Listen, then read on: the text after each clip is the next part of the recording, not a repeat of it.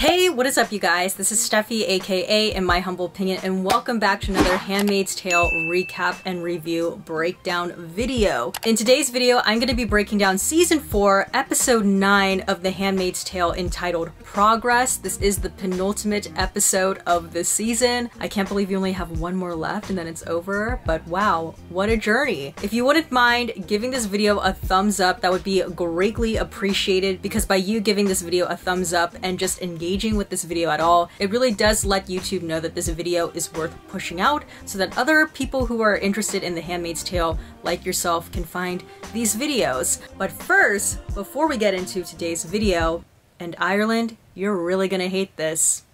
This video is sponsored by June's Journey. June's Journey is a hidden object mystery game that is completely free to download on your phone. I usually play this game towards the end of the day because it is so relaxing and it's the perfect game to unwind with after an episode of The Handmaid's Tale, because you guys know we need a little bit of relaxing after this show. Some levels are a bit more challenging than others, but I personally don't mind it because each scene is just so beautifully colorful and carefully painted. The aesthetics are just... And honestly, my favorite aspect of this game is the story, which you guys know I care a lot about story as someone who reviews movies and TV shows, and I feel like you guys would appreciate it too. I don't want to give too many spoilers, but basically June's Journey is a detective story that takes you back to the glamour of the 1920s as you try to solve the murder of June's sister. Of course, along the way, you uncover some family secrets, which is always really fun. Plus, I love that this game has a diverse set of characters and has a woman at the center of its story, just like The Handmaid's Tale. All things that we love and support on this channel, because representation in our media as well as in the games that we play matter. If you're interested in playing this game, I will leave a link in the description box and pinned comment down below. But now let's get into today's episode breakdown. So this episode opens with close-ups of June and Luke, because June has finally told Luke about the last time she saw Hannah. I'm really happy today. Yeah. This is for all of us.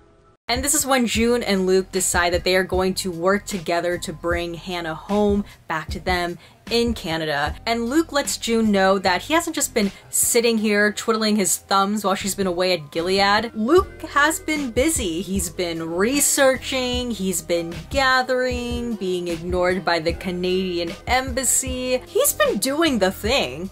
Now, how effective the thing is, you know, pretty questionable, but he's been doing the thing. But what's different between then and now is that now Luke, like I've been saying, has the Beyonce of refugees, a walking blue verified checkmark, if you will, and that's influence, that's power, and more importantly, that's leverage. And in the classic game of Who Wants to Become a Millionaire, but in the context of The Handmaid's Tale, it should be called Who Wants to Free Hannah, June decides to pull a lifeline and phone a friend, and that friend is one Commander Lawrence in Gilead. The conversation starts like, you know, they exchange pleasantries. June asks Commander Lawrence how he's doing. Commander Lawrence tells June her love fucks people up and she's a fountain of heartache and trouble. And Luke is sitting there like, preach girl. And after telling June that Janine is at the Red Center, which June does not take that news well at all, he offers June the deal of the devil. He will give them Hannah in exchange for 10 of the kids that June helped escape. Woo!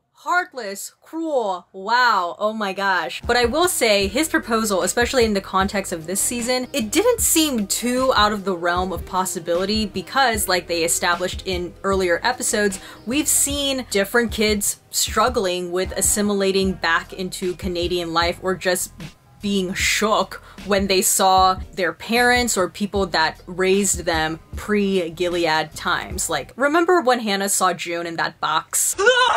And June obviously doesn't take the deal, and that's the end of their phone conversation. Back at the Red Center, a new handmaid is brought to the table, and it's Mrs. Keys, aka Esther. Janine is shook, as am I, and I'm very happy to see Mrs. Keys, Esther, back in the fold with everyone here. Just thinking about the way they introduced her in the first episode of the season, season, it seemed like she was going to play a bigger part in the story, and even though she was gone for a good chunk of it, I'm so happy that she's now returning, it seems like, for the final 2 episodes. But Esther isn't doing too great in Gilead. You know, she's got that Gilead, I wouldn't say glow, but more so that Gilead shadow. She's looking very pale, gaunt, on the precipice of death. Her sim needs are very low, and she is not eating. Back in Canada, Serena and Fred are having a baby shower for 2, and Fred is quite taken by this particular gift.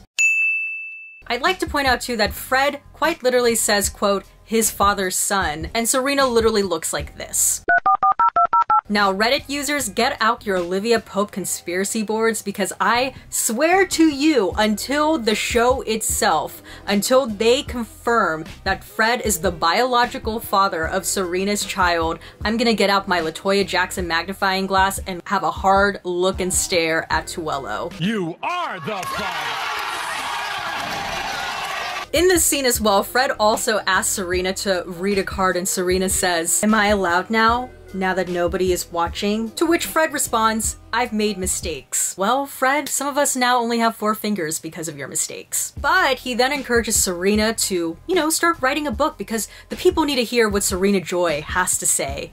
And then Serena has her plotting face. At the Red Center, where all the aunties eat on one side of the table because that's completely normal. Of course, I do realize that this is a visual reference to The Last Supper. Janine overhears what the aunties are planning to do with Esther, and some of the aunties want to get rid of Janine, but Lydia is like, enough! After this moment, Janine goes to visit Lydia in her office and successfully convinces Lydia to ease up a little on Esther because she's been through shit. Lydia then tells Janine to bring Esther breakfast the next day so they can have a little chat. After this, we then get, I would say, one of the darkest scenes of this episode. I'm not even just talking about from a narrative standpoint, from a character standpoint. I'm talking quite literally dark, because where are they? And Luke tells June that she should meet Nick in person with Nicole to see if Nick can help. And when I was watching this scene, oh my goodness, the tension was real. And I personally interpreted this scene to be sort of like Luke was testing June. And the best way I can relate this is, you know how in other shows and movies, or I don't know, maybe in your personal life too, you've gone through this. I don't know your life. But you know how they'll show like one person in the relationship who is suspecting that the other person is cheating on them, so they'll say certain things to see, ooh, how is this person going to react when I bring up so-and-so's name? That's kind of what I felt like Luke was doing to June. Because, you know, it's been very evident over the past couple of episodes that there is some distance. There's a bit of a disconnect, understandably so, between June and Luke now. They're 2 different people, but perhaps one of the reasons why there might be this block is because Nick is maybe not physically in the picture, but he's still on June's mind and heart. And as well, I was surprised that Luke was even willing to suggest this idea to June, considering that he essentially was willing to not only put June in potential danger, but also to put baby Nicole in potential danger to meet Nick. By proposing this, Luke is putting a lot of faith in Nick, that he's not going to do anything sketchy when he goes to see June. Like, for all Luke knows, Nick can show up with his own security as well and take baby Nicole back to Gilead, or worse, take baby Nicole and June back to Gilead. Pretty much the only reason why Luke even trusts Nick is because June trusts Nick so much. So I don't know, the dynamic in this particular scene was just very interesting to watch unfold, and judging by the look on June's face, this pretty much says it all. She's clearly happy at the prospect of seeing her Gilead boo, and even though both Luke and June are saying it's for Hannah, Luke knows what's up. Over with Serena and Fred, the Putnams have come to give them a little visit. I have a special place in my heart for Naomi, played by Ever Carradine, queen of comedy on Twitter, because she and I and Bruce Miller had this Twitter interaction. But in the Putnam scenes, to quote Dionne Warwick and Friends, we're really gonna find out what friends are for. Naomi comes bearing gifts for Serena and the baby, Warren has cigars for Fred, but these are just really empty friendly gestures. Because Naomi basically lets Serena know she is waiting in the wings for their son in case their asses are stuck in Canada, to which Serena looks at her like... And when Fred asks Warren if Gilead can plead and fight for him in any way, Warren pulls out the classic thoughts and prayers.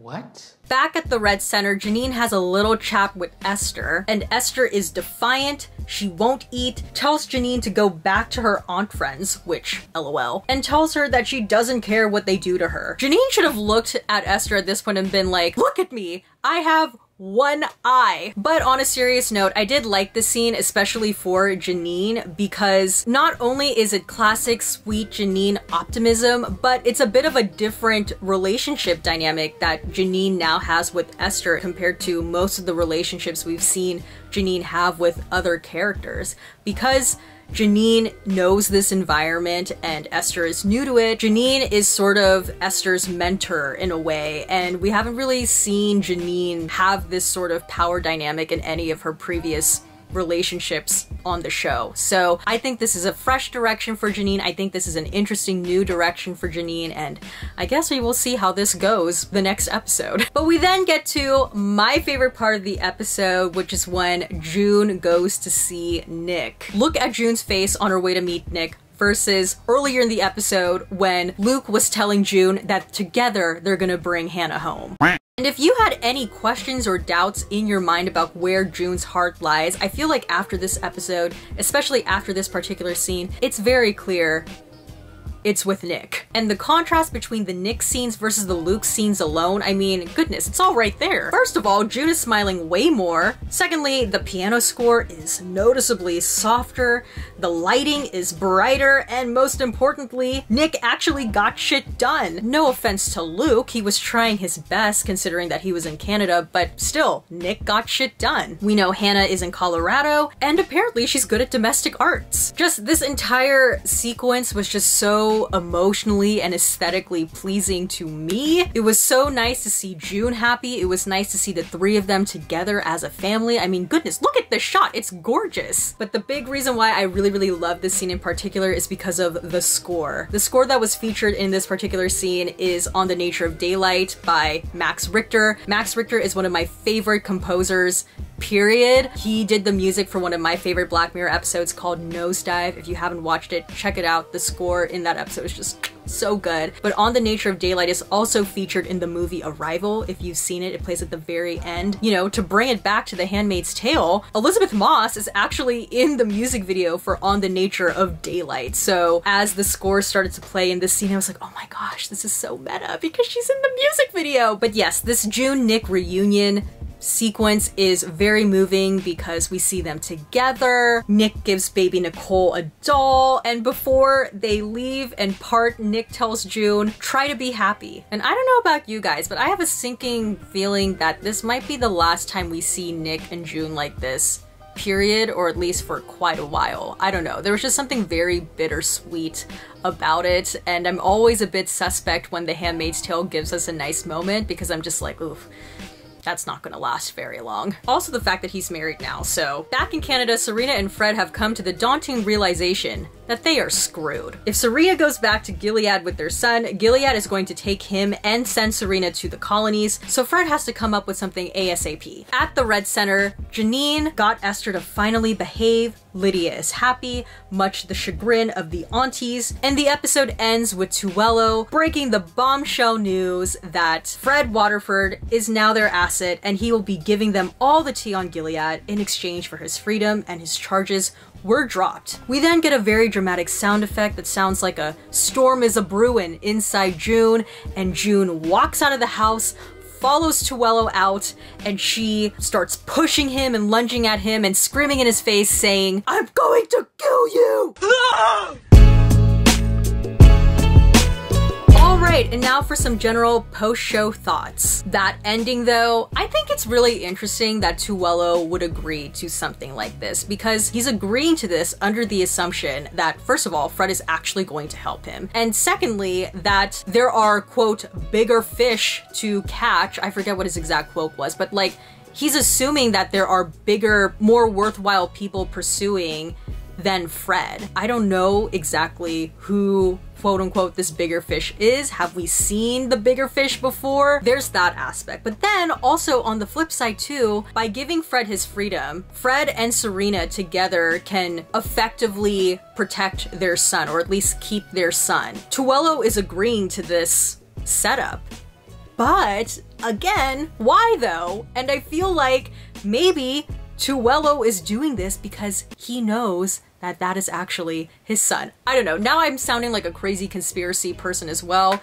People ship me over to Reddit right now, but I don't know, Tuello, why are you willing to go along with this? Now, with June and Nick, you know, I've never really been the biggest shipper on this show. For me, when I think about the show, when I think about The Handmaid's Tale, I feel like the purpose of the show is larger than trying to decide who is June going to end up with. I think the more interesting relationships in June's life have to do with June and herself, or June to the other women, or even June to her daughters. I mean, it's literally the reason why June is willing to do the things that she does on this show. But with that being said, I will say, this Nick and June scene like really convinced me, really sold me on their relationship. I wouldn't go as far to say that I'm now a June and Nick shipper, but I really did enjoy the moments that they had in this episode together. And I think too, when you remember the fact that Nick said he loved June to Lawrence and to those other Marthas that he randomly met a couple episodes back, like it just makes the episode hit more. And the way Elizabeth Moss acted too in this scene, especially in contrast to the scenes with June and Luke, it's very clear that there are deep feelings there. So yeah, I was very verklempt at those scenes. And lastly, thinking to the Red Center, I am personally predicting that there may be a betrayal of some sorts taking place over there in this final episode. Especially when you consider the fact that, again, that imagery was quite literally mirroring the Last Supper image. You have Lydia sitting in the center where Jesus was. If you guys don't know the context of the Last Supper is the last Supper that Jesus had with his disciples before Judas betrayed him. So I don't know who the Judas is gonna be. Is it gonna be one of the aunties? Because, you know, those aunties don't look like they've been the biggest fan of Lydia's. Or is Janine going to betray Lydia? I'm not quite sure, but I'm expecting some sort of betrayal to take place against Lydia in this last episode. Alright, and my question for you guys is pretty much where I last left off. I want to know, what are your predictions going into this final episode? What do you think is going to happen? Like I literally just said, I'm expecting a betrayal of some sorts to take place at the Red Center. I'm fingers crossing that we get a June, Nick, and Luke scene together of the three of them, because I like chaos and that's just gonna be woo! How is June gonna juggle her two men? And I'm also wondering too that now, since there is this alliance that the Waterfords have with Tuello, who exactly is Fred going to lead them to? Who is the bigger fish going to be? Is it going to be Lawrence? Or could it potentially be Nick? Nick is now part of that council. Maybe he will lead them to Nick, and that's how Nick can get to Canada, and that's how Nick and June and Luke can be together. I don't know. Let me know, what are your predictions in this finale? And alright, that's about it for this video. If you liked it, please give this video a thumbs up. Don't forget to hit the subscribe button, and please turn on the notification button down below so you know when a new video from me comes out. And comment down below your thoughts on this particular episode and your predictions going into the finale. Once again, I'd like to thank June's Journey for sponsoring this video. And as always, everything I said was just my own personal thoughts and all my humble opinion. And I will see you guys in the next one. Bye!